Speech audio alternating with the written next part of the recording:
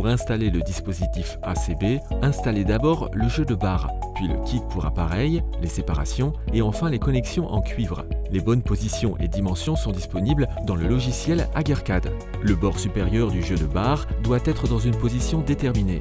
Les supports du jeu de barre peuvent être repositionnés en respectant la distance maximale. Montez le kit à une hauteur de 600 mm.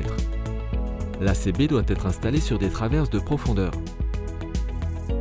Veillez à ce que les trous carrés se chevauchent pour être dans la bonne position. Le kit ACB s'adapte au châssis débrochable et à la version fixe 3 et 4 pôles. Consultez le manuel pour connaître les bonnes positions et les trous de fixation. Ici, nous allons installer un dispositif débrochable 2000 A. Nous devons donc utiliser ces trous pour la fixation. Pour atteindre des formes de séparation plus élevées, utilisez le kit d'accessoires qui comprend toutes les pièces nécessaires jusqu'à la forme 4B. Le côté supérieur, pour les appareils tripolaires, côté et arrière. D'abord les côtés, à fixer ici avec des vis.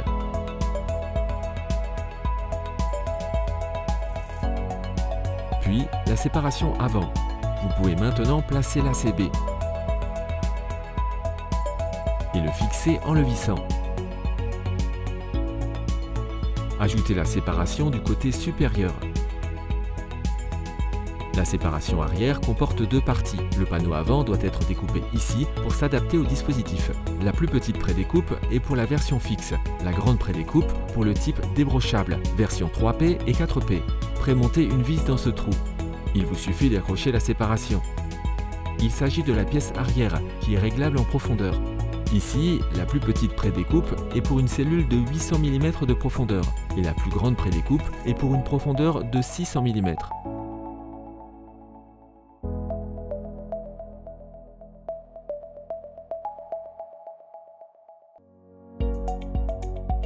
Pour établir les connexions en cuivre conformément à la conception vérifiée, reportez-vous au schéma dans le logiciel AGERCAD-T. Il existe des schémas pour l'assemblage et pour chaque pièce de cuivre nécessaire. Maintenant, ajoutez les connexions en cuivre. D'abord le cuivre inférieur, puis le cuivre supérieur. Montez-le sur les vis à tête marteau préfixées. Il peut maintenant être fixé en place. Ici, nous avons besoin d'un support et ici, d'un isolateur.